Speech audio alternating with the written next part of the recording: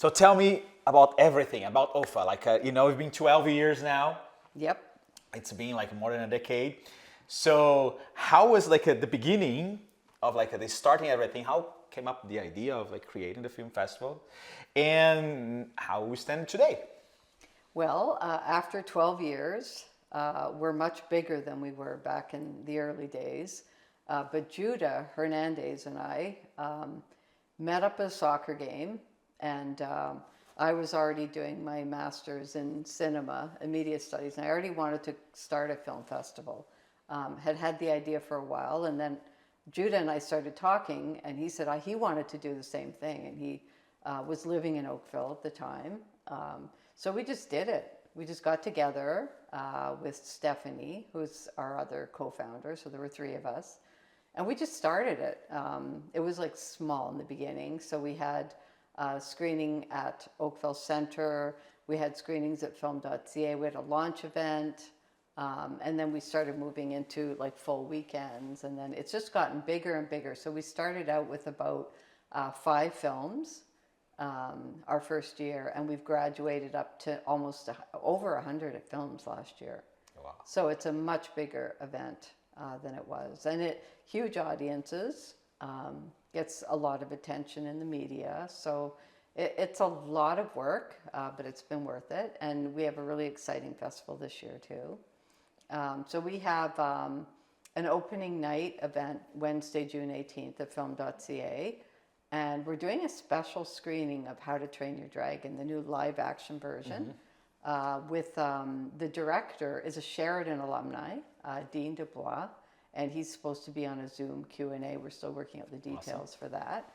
And then we have 3 other films screening, including Abby Fettergreen's film Home Free. We have The Blind Sea, which is a documentary that's just captivated me about a blind surfer. Wow, like he's just amazing. Yeah, well, just like the topic itself, it's like just a blind the topic surfer. itself. It's just like wow, and that's what OFFA does well is good storytelling and good, takes ideas and information like that, and the best films that we And can. just to let people know that like OFFA like happens in general like in June, 18th, but like but like you have like a different kind of like screen series during the year as well, right? Yes. Which like you have special events, but Yeah. like through the year you see other stuff that's happening like. We do lots of different things. We do a big event for International Women's Day. It's sold out every year. We have a screening series in the fall and the winter. We do special events as well for National Canadian Film Day. As I said, it was sold out this year, and we had a great event. We had Canadian flags. Everybody was waving flags and T-shirts, and it was lots of fun. But the festival is the 18th to 25th of June. And we're actually, for the very first time, we're screening a full day in Mississauga. Oh, nice. So that's Expanding. we're testing to see how things go there. We have partners there like Mississauga Arts Council. I'm a member of MAC. I've been on their film jury for a number of years. I was a jury for their Marty Awards. And so we've got a really good partnership already with them. I do a lot of panels and workshops and stuff with them as well. So we've got a full day on the Sunday, the 22nd of June there. Thursday is our EY Gala, and we have Megan Follows. Everybody will know Megan from Anne of Green Gables, from the original series, but she's also an accomplished director, as well as an actor, writer, producer. Stealing the Sky is and it's the Eastern Canadian premiere for that film at the Oakville Center. And then Friday is Jane Austen Wrecked My Life. See, I told you. You told her, like you love her. Like. Well, when it was the 250th anniversary, I was looking for something amazing. that would make sense to screen. So that's going to be a big event. We're going to have a panel of woman authors talking about how Jane Austen influenced other writing. And it's a really good film. It's a comedy. It's French. With English subtitles, but it's also part of it is English. But you'll love the film. It's really good. And then Saturday is National Indigenous Peoples Day. We have Sweet Summer Powwow, but we also have other film screening All the local short films are screening that day. We also have a screening of 40 Acres, R.T. Thorne's book. And R.T. Thorne is supposed to be there, the director. And that is kind of a dystopian sci-fi thriller as well, a bit of horror element. So it's a very good film. I saw that at TIFF last year, and it was one of my favorite films of TIFF. So, and then Saturday, so that's all day Saturday, Sunday in Mississauga all day. We have a number of different film screenings. We have a special screening of Mississauga-based films and stories about Mississauga. So that's a really interesting, because we've never done that before. Although we have filmmakers from all over the local area, including Burlington, Milton, across Canada. We've been having. Oh, it's, yeah, exactly. I think like the GTA in general is the core, right? Definitely. That comes to Oakville, and like so you'll be how many days in Mississauga as well? Will be just the one day. It's just the one. And then Monday night to close, we have 4 more films at film.ca. Oh, I think like that. And then we have a virtual festival still. Yeah, and I think like this would be a great like experience, because you can see, you know, like you can even like expand to other like areas, right? As you said, like you have like well, the Burlington, plan is Hamilton, Burlington in 2026. right? So we're trying Mississauga, and then we'll probably stay in Mississauga too for some element. It may not be the festival; it could be screening series, and then we'll go to Burlington in 2026. So yeah, both communities. There's a lot of cultural activity, but there's no generic festival. MISAF is operating in Mississauga, and they're more specialized for ethnic groups in Mississauga. But in terms of a film festival, it's kind of for all creators. There isn't one in either Mississauga or Burlington. So we hope to change that. Oh, that's cool. And like talk about like 12 years of like a film festival here in Oakville. Do you have like some like a key moments that you would say like that you think like, okay, this is for books, like this is like it's being like could be good moments and bad moments. It's like I've been there during COVID.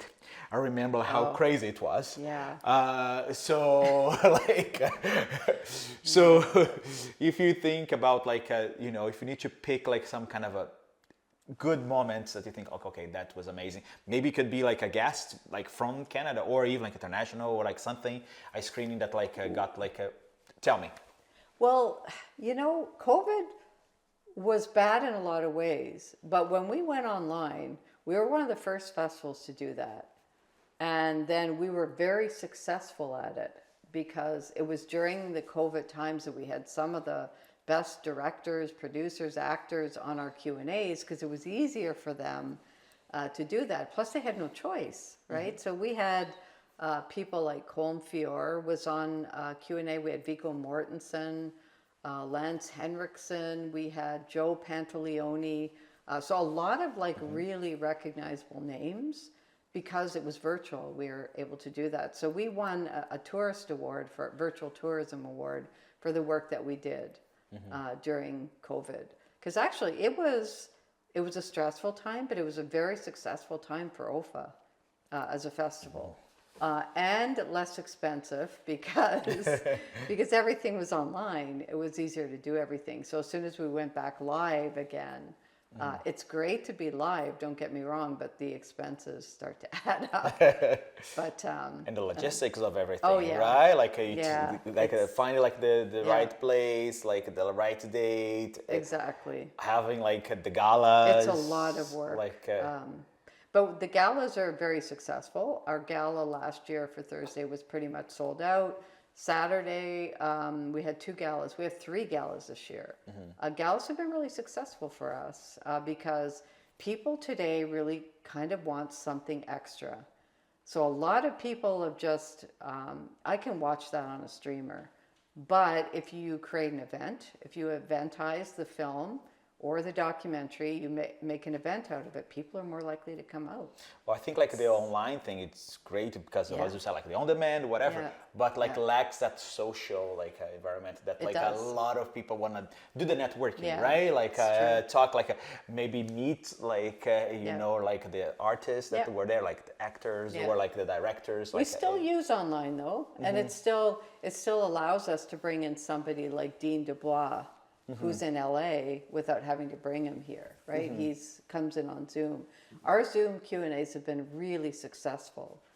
We had the Zoom Q&A with Stephanie Johns from Maya and the Wave, the director, and she was in, I believe she was in New York, but she was supposed to be in the UK. She didn't know where she was going to be. So in that case, she's like, well, I can do a Zoom because it doesn't matter where I am. Whereas the traveling, the booking, the scheduling is different. Makes it much more complicated. It's true. So help us out. Do you want to say anything regarding like OFFA to our audience, like that, like you know? So the 18th to 25th of June, 3 venues: Film.ca cinemas to start, Oakville Center for the Performing Arts, and in Mississauga we're nailing down by Friday the venue. So we haven't quite done that yet, but we'll be nailing that down by Friday. And over 100 films, some great stuff. 70% Canadian, which is our norm. We do a lot of work introducing Canadian films to our audiences, but we've got some, Canadian film has made leaps and bounds. We've got some really good Canadian films screening at the festival this year. Well, I think, so, you know, like the Canadian industry, like have like so much, like... totally. And then we have a lot of foreign films as too. And I find the virtual films work better where it's, I've got a terrific film from Nigerian-Canadian filmmaker, formerly Sheridan graduate, called Out of the Darkness. Her film is screening virtually. I have a beautiful documentary from Finland screening virtually. And in these cases, we can also do virtual Q&As with the filmmakers. So we find that virtual screenings work very well for international films. Certainly because sometimes you can't get everybody to come here, but what we can do is virtual Q&As. And they work really well. We're good at it now. That's good. We learned how to do that. We needed to learn, right? We needed it. We had no choice. Yeah.